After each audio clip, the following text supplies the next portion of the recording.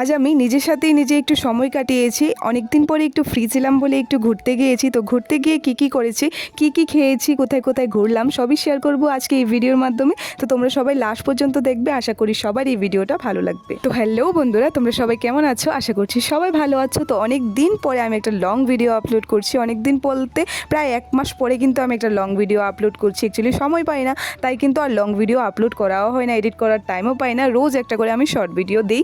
তো দেখতেই পারছো এখন কিন্তু আমি রেডি হয়ে বেরিয়ে পড়লাম। আর আজকে মানে প্ল্যান করলাম যে কোথাও যাওয়া যাক। অ্যাকচুয়ালি আমার একটা কাজও ছিল, তার উপর ওয়েদারটা এত সুন্দর করে রেখেছে। আর যেহেতু এখন একটা কাজের সাথে যুক্ত আছি, মানে বাড়িতে থাকলে না সময়টা ঠিক কাটে না, তাই ভাবলাম কাজটাও করে আসবো আর একটু ঘুরেও আসবো। দেখতেই পাচ্ছ ওয়েদারটা কত সুন্দর আর মানে কি ভালো লাগছিল।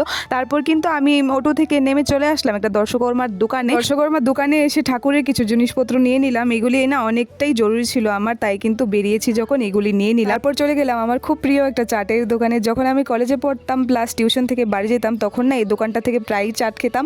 এখন তো প্রায় 6 মাস ধরে মনে হয় চাট খাওয়া হচ্ছে না। এই দোকানটা থেকে খুবই টেস্টি বানায় চাটটা, তাই কিন্তু আজকে সময় পেলাম, তো এখান থেকে চাট খেয়ে নিলাম। চাট খেয়ে আমি একটা রিক্সায় উঠে পড়লাম, কারণ এখন যাব আমাদের দোকানের কতটুকু কাজ হয়েছে এটা দেখব, তারপরে যেতে হবে একটু এটিএমে। তো প্রথমে কিন্তু দোকানের কাজটা দেখে আমি কিন্তু চলে এসেছি একটা এটিএমের ভিতর। তো এটিএমে আমার কিছু পার্সোনাল কাজ ছিল, তো ওইগুলি সেরে নেব। সেরে অনেকটা টাইম ছিল আমার হাতে, তাই ভাবলাম সময়টাকে আর নষ্ট করে লাভ নেই, কোথাও থেকে ঘুরে আসা যাক। তাই কিন্তু আমি আবার রিক্সার মধ্যে উঠে গেলাম। তো ঘুরতে আর কোথায় যাব, যেহেতু আমাদের আম্বাপুচি মেলা চলছে, তাই কিন্তু ভাবলাম একটু মেলাটাও দেখে আসবো। আর কতদিন ধরে ভগবানের দর্শনও হচ্ছে না, এটাও করে আসবো। তাই কিন্তু আমি চলে গিয়েছিলাম লক্ষ্মীনারায়ণ বাড়িতে। আর লক্ষ্মীনারায়ণ বাড়িতে গিয়ে দেখি এত ভিড়, সব মহিলা সিঁদুর খেলে একদম লাল টুকটুকি হয়ে আছে, খুবই সুন্দর লাগছিল সবাইকে। কিন্তু একটা জিনিস খুবই বাজে লেগেছে আমার, সবাই দেখছিলাম মন্দিরের গায়ে এরকম স্বস্তিক চিহ্ন আঁকছে। মন্দিরের সামনে যে দুটো পেঁচা আছে ওইগুলির মধ্যেও সিঁদুর লাগিয়ে একদম ভরিয়ে দিয়েছে। তারপর মন্দিরের ফ্লোরে এত সিঁদুর, আমার পাগুলি পর্যন্ত একদম লাল হয়ে গেছিলাম। বাড়িতে এসে লক্ষ্য করলাম আমার পায়ের তলাটা লাল হয়ে আছে। ঠিক আছে, একটা টাইম পর্যন্ত মানা যায় যে ফ্লোরে মানে সিঁদুর পড়তেই পারে, যেহেতু এত মানুষ। কিন্তু মন্দিরের গায়ে এরকমভাবে স্বস্তিক চিহ্ন আঁকা বা মন্দিরের গায়ে এরকম সিঁদুরের ফোঁটা দেওয়া, এটা কিন্তু ঠিক না। প্লিজ তোমরা এরকম করো না, মানে দেখতে খুবই বাজে লাগে। তো সে যাই হোক, এটা কিন্তু আমার পার্সোনাল মতামত, কেউ আবার নিজের গায়ে লাগিও না। আমার মনে হয় এটা ঠিক, তাই কিন্তু তোমাদের সাথে শেয়ার করলাম। তো এখানে দেখতেই পারছো অনেক কিন্তু লোকজন ছিল। আমি কিন্তু সব লোকজনের মাঝখান থেকে এই কোনায় এসে বসে পড়লাম, কারণ এই জায়গাটা না খুবই ভালো লাগে আমার কাছে। এত সুন্দর মিষ্টি হাওয়া দেয়। আর আমি তো একা গিয়েছিলাম, এত ভিড়ের মাঝখানে নিজেকে একটু অকওয়ার্ড ফিল করছিলাম, তাই কিন্তু এখানে গিয়ে বসে গেছি। এখানে ক্যামেরাটা সেট করছিলাম, আর অনেকেই আমার দিকে মানে তাকিয়েছিল, মানে আমি একা গিয়েছি, একা বসে আছি। কিন্তু আমার তো পার্সোনালি খুবই ভালো লেগেছে। মানে অনেকদিন না, জীবনে প্রথমবারই কিন্তু আমি একা কোথাও ঘুরতে গিয়েছি। তো এটা কিন্তু একটা আলাদা রকমের এক্সপিরিয়েন্স। আবার যদি কোথাও একা আমার যেতে হয়, তারপর কিন্তু আমি যেতে পারবো।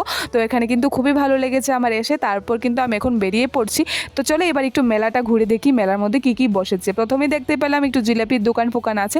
তারপর অনেক ধরনের জিনিসপত্রই ছিল, মানে বেশিরভাগই ছিল মেয়েদের জিনিসপত্রের দোকান, যেমন কাপলেটের দোকান, এগুলিও মেয়েরাই আনে। তো বেশিরভাগ ছিল কসমেটিক্সের দোকান আর মানে গয়নাগাটির দোকান আর কি। তো এগুলি মানে তো থাকবেই, প্রত্যেকটা মেলার মধ্যে বেশিরভাগ এই দোকানগুলিই থাকে। তো আমি কিন্তু এখানে ঘুরে দেখছিলাম। তো ভাবলাম এক জোড়া কানের নেব। তো মনে ভাবছিলাম, তখন আমার প্ল্যান হয়নি পুরোপুরি নেওয়ার, পছন্দও ছিল না। আমি একটু ছোটোর মধ্যে চাইছিলাম, কিন্তু সব কানের না এখানে বড়।